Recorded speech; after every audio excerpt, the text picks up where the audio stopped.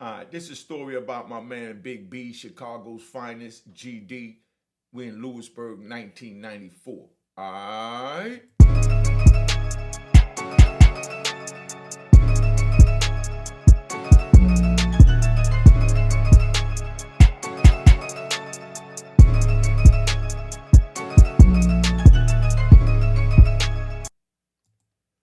All right, so this is what it is, man. I'm gonna tell you about my man Big B. Big B's GD out of Chicago. We in Lewisburg.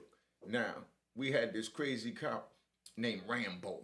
You know what I mean? Rambo was crazy. Big old white dude, about 320, 330 pounds. You know, big beard, looked like a lumberjack. He used to wear all gray outfit. You know what I mean? His prison uniform was gray pants, gray shirt, and then he had these big red suspenders, real thick, going up his, down his joint.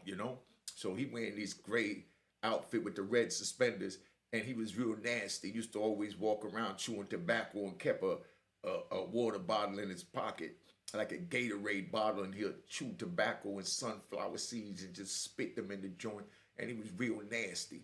Nobody even wanted to talk to him. We talking about 94, 95, you know? Now, he real nasty. He walk around and all he do is talk to people nasty. They used to having white dudes in there, mostly Italians and all that with the feds, but this was the war on drugs. So they started bringing in the blacks, the crack era dudes. Now, my man got caught up with some crack out in Chicago, and he got locked up in Lewisburg like 92, 93. And by 94, he up in Lewisburg, and he come across Rambo.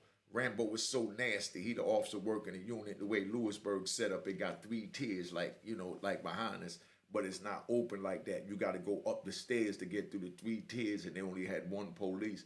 Because normally they just got Italians in there, the mob. That's who they was locking up for the feds, not even black dudes, you know. So he had to make rounds and go upstairs. So when you go upstairs, the police open the door from a center control that, like at the front of the unit, it's a big box, and you open the box up and it got all these buttons, and each cell number is under it, and you tell them what cell you in, and he push the button to close it, push the button to open it, but they only open in the morning, leave it open, then at night, then he close it. So during the day, it's like Long Park, we put two hooks on the side of the door frame on the inside, and then you hang a blanket up. So when you got to use the bathroom or whatever, you can put the blanket up so people walking by your cell don't see you sitting on the commode. Now, Rambo will come upstairs and just rip people's stuff right off the joint. You know what I mean? And talk about take this down, boy. You know what I mean? Yeah, he threw the boy in there and all that. And then right after he said boy, it's like a part of the statement. He had to spit that tobacco in the thing with a glib blob of spit. Talking about take that off of there, boy. You know what I mean? That's how it sounded. I hated that sound. That was Rambo. So he was just real nasty. If you go ask him, you know what I mean? Say, yo, Rambo, I need a roll of toilet paper. You know what I mean? He'll be like, all right, here you go, boy. And he'll throw it at you. Everything followed by boy. And every time he said boy, he did the, you know what I mean? Spit that nasty tobacco and sunflower seeds in that water bottle. And the crazy part is just to jump around because I like to dance with my joints. So y'all bear with me. Hit that like button. And if you ain't subscribed, make sure you subscribe, man. You know what I mean? But later on, that same spit bottle, picture this. And I'm going to say this a few times so y'all youngins really understand how bad it is. Like, I like to smoke my little, I like to smoke my little black and mild. You know what I mean? So, we smoke our little cigarettes, whatever that they sell at the commissary while we selling our joints. They took them out the system. We talking about later on about 2003, 2004. So like I said, I'm going to jump around. Just bear with me. You know what I mean? Enjoy my ride. Now, they took the tobacco out. So when they took the tobacco out, there was no other way to get cigarettes or tobacco other than when these police spit in the bottle. You know what I mean? They spit in the bottle, or, they spit on the ground. You got dudes that'll walk around and pick the glob of spit up with the tobacco in it. You know what I mean? Picture this. Pick the glob of spit up with the tobacco in it, take it in the unit, put it in the bowl they cook in, put it in the bowl they cook in, put it in the microwave, and then try and burn it to dry out the spit. After the spit is dried out, then they take that and then they crush it up, and then they go get a sheet of Bible paper or the outside wax paper of the roller to toilet paper the way it coming, and they'll roll up a joint and smoke this spit dried out in the microwave. So if you youngins want to go in there and smoke spit because you can't kick your nicotine habit, feel free to do it. You know what I mean? But I'm telling you, that's some nasty crap. You know what I mean? Now, picture you get a bottle, a water bottle like this. You know what I mean? You get a water bottle like this, and all of this right here is nothing but spit and some tobacco that fell to the bottom of the water bottle, and you got to pour all that spit out, all that slime. You know what I mean? They pour that slime out on their washcloth that they wash their hands on, and when they pour that slime out, they try and sift. Oh, so nasty even thinking about it. So youngins, come on, man, pay attention, man, do the right thing. But they try and sift off all that saliva. You know what I mean? To get down to the tobacco, and then they'll squeeze the tobacco, with the saliva, you know what I mean? To try and squeeze the saliva through their wash rag that they later on gonna wash their face and their body with. You know what I mean? And, just to get that ball of tobacco from the chewing tobacco in that napkin to get all that moisture out. So when it's dried in a glob, then they take that glob and then they put it in a little bowl they sell at commissary that you got to eat out of. And then they take that, put in the microwave. Trust me, you already know it was a lot of stabbings over people catching people burning that tobacco in that microwave. Cause so they'll have one of their homies that smoke with and be looking out to make sure nobody's coming and nobody's looking. And they act like they warming up some water or making, for some soup or some coffee. And they burning that nasty tobacco in the microwave we got to eat out of. You know what I mean? This is how we had to live on the inside. I'm giving it to you raw, man. Just picture that, So now, when they do that, they dry it out. Like I said, then they sit there and they smoke the saliva. But anyway, back to old Rambo in Lewisburg, 94. You know what I mean? Like I said, I like to ride. Now, so old Rambo used to spit that tobacco in that water bottle every time after he said the word boy. You know what I mean? And he didn't say boy. He said boy. You know what I mean? I take that boy. You know what I mean? It made it sound like it was a part of a rap song, like it was a hook in a rap song. Take that boy. Take that boy. Take that boy. Take that boy. You know what I mean? Come on, man. You know what I mean? Picture you living like this.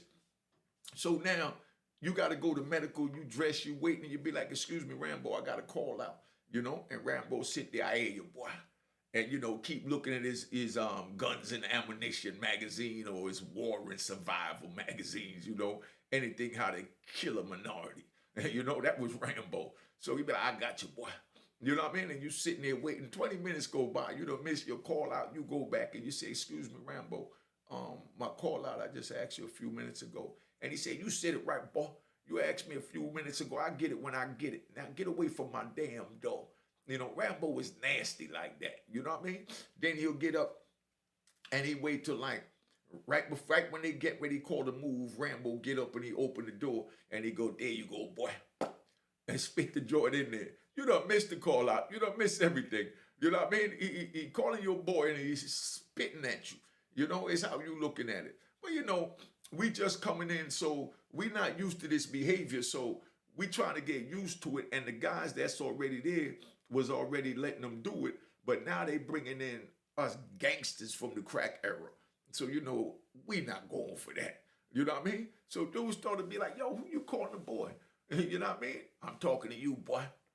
You know what I mean? That was Rambo. He had heart like a lion, though. I ain't going to take that from him, Rambo. But just to give you one, like I said, I take my downfalls, too. After I got into it, the police stabbed 2 police and wound up in the basement of Lewisburg. Old Rambo came down there and he took his 2 feet and he put it around the side of my head. You know what I mean? If y'all want to hear the story about this ride in Lewisburg, let me know. But I don't know if I'm ready to recap that one yet. But, like I said, all this is therapy for me, man, just to get it out my system, the stuff I experienced and endured in order to be able to come out here and be able to talk to y'all on YouTube today, because I would have never got out messing with old Rambo. But Rambo stood there with his big old army boots, held my head straight down with his feet while I was handcuffed behind my back with some plastic flexi cuffs, and my ankles were shackled with some plastic flexi cuffs. I'm laying on my stomach. You know what I mean? He spins me over on my back, got me looking dead up at him. And with these, all I saw was these red suspenders. And he held his foot next to the side of my head so my head couldn't move. And, you know, he took his axe handle. You know what I mean? Picture, this is what I had to go through. So if you youngins want to go through it, keep going through it. Cash App on the screen, man. If this ain't worth a Cash App, I don't know. I don't care if it's $5 or whatever. Now, check it out. At least put the emoji up like I said. Give me an emoji in the comment with UMH. You know, hashtag UMH and emoji. That's where we're going to start, you know? So he hold my head in between his boots. You know what I mean? Big boy, 320, 330, got his feet next to my head so my head can't move. It's stuck like this. And he did it to me and all the brothers that was coming in that had gold teeth. You know what I mean? You know, during the time of this riot is where he got away with that at. Held my head down, and he took this axe handle and jammed it down in my mouth and knocked out all 4 of my front teeth because I had gold in it with the gold open fronts with the diamonds. You know what I mean? Knocked my front teeth out and said, give me them teeth, boy. You ain't allowed to have them in this penitentiary. You know, that's how they treated me. You know what I mean? Just so you know, like I said, we all been at the, at the losing end, you know, going to the penitentiary. That's why I tell you, don't go to the penitentiary. It ain't worth it. Like I said, that man sat there and put his boots to hold my head still, took an axe handle and knocked out my 4 front teeth. That's what I had to deal with. You know what I mean? And a lot of people say, man, you strong, man, to still be able to, you know, function and, you know, formulate your words and all that after everything you've been through. And then after that, then they send me up to 8. Oh, let me give you just a little bit of it. Then, you know, they left me down there 18 hours to bleed out with my 4 front teeth knocked out. They broke 2 of my right ribs. You know what I mean? I don't even know if it's the right or the left, man. I got to feel it to find out. Let me see. Yeah, my right rib. Because, you know, when they break them ribs, they don't grow back together. So I got a little separation in my ribs from old Rambo and them, where they beat me to death down there for stabbing 2 of them, right? Now, after they beat me up, they left me down there for 18 hours handcuffed and shackled, you know? And, you know, then my man Brown Bay, y'all asked the Brown, y'all want to know about Brown Bay. I mentioned him before. Like I said, there's so many stories. I forget where, you know, where I was at, what was going on. So if y'all don't mention it in the comments, you know what I mean? I ain't going to remember it. But I got to give y'all the Brown Bay story. Y'all want the Brown Bay story, let me let y'all know. But Brown Bay, my brother from D.C., you know? That's why I get along with the D.C. brothers and I love them so much. Brown Bay is the one that cussed out the police when they came from Washington, D.C. and told them that we was down there hog-tied and shackled in the basement and they was acting like there was nobody down there. 18 hours I stayed down there before Brown Bay stood up and let them people know we down there, and they went down there and they snatched us up. Then he put us in a cell, like 10 people. They put like 10 of us in a 4-man cell. You know what I mean? And then shot me up. It's 2 months I lived like that. Then shot me up to ADX, go live in a cell 23 hours a day by myself for another 4.5 years, 5 years.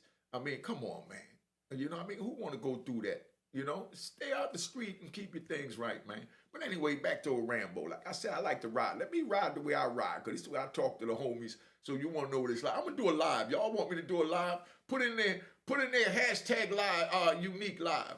You know what I mean? With an emoji. Hashtag unique live with emoji. You want to do a live and ask me some questions about some of this crazy crap that I've been through, that I'm trying to prevent you from going through.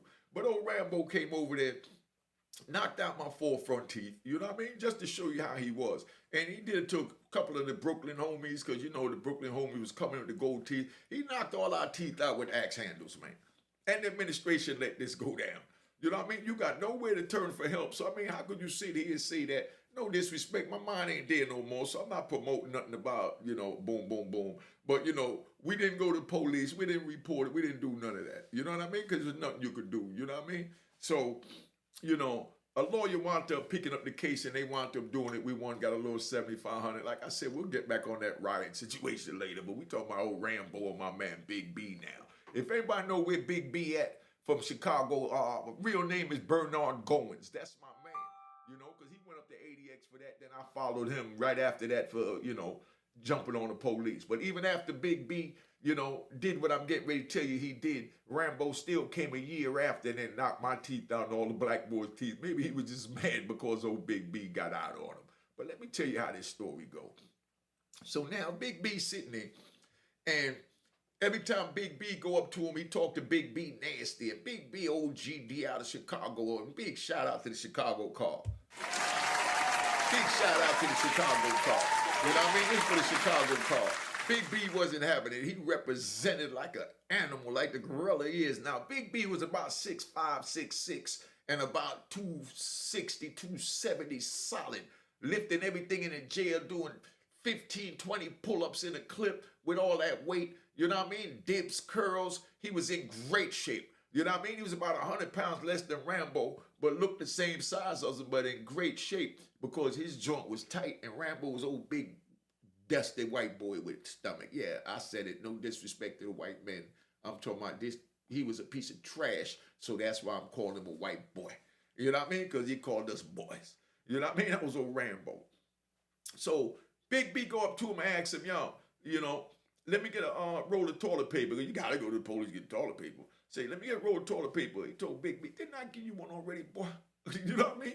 So Big B looked at him and said, man, first of all, man, my name ain't boy, and you ain't give me nothing. You know what I mean? I don't even like to talk to you because you got a nasty mouth and you're real disrespectful and you ain't going to stop until somebody put a knife up in you. You know what I mean? He said, who you talking to like that, boy? You know? So now, you know, all the homies had to grab Big B, pull him back because Big B ready to go off on him right there. So now they sit him down in the cell and tell Big B, yo, come on, man, just stay away from Rambo, man, because we know you ain't having it. Big B about 24 this time, you know, like I said, 6'5", 6'6", 280 easy. You know what I mean?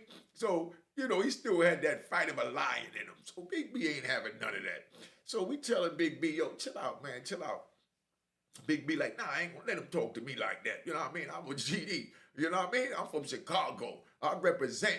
You know what I mean? That was, you know, Big B and every, you know, old heads trying to tell him, yo, you can't do that here, man. You know, you ain't got no wins. It's them against us. So Big B looked around and said, it's one of him down here, and it's 10 of us in this cell, and it's over 100 in this unit. How the hell, you know, they got us outnumbered, you know? But I'm going to tell you that. I'm going to give you another jewel because, like I said, the game is to be sold, not told. That's why the Cash App up there. I don't care if it's $5. Colin Powell wrote in a book, and they asked him when the war was going on, the Gulf War and all that, they said, why don't you get prisoners to go fight in the war? And, you know, if they survive when they come back, then you give them their freedom and their rights to vote and you start over. So Colin Powell said, never will I use prisoners because, first of all, they told on each other, so they're traitors. You know what I mean? And second of all, you know, they went away. It takes, you know, so few of us to confine so many of them. So surely if they get caught, they would commit treason. You understand what I'm saying? This is what Colin Powell said. Look it up in his autobiography. He said that he would never use prisoners to fight in a war because if we get caught, we'll tell. But what the real reason was, he knew if they put a gun in our hand, no matter what sword they put us on, we might turn it on them. Not promoting nothing. Not promoting nothing. Click, clack. All right? Just letting you know. But that's how that go. So Big B pointed that out. That it's one of him, and it's 10 of us in here and 100 in this unit. So how the hell they got us outnumbered? Because Big B ready to go to war, you know?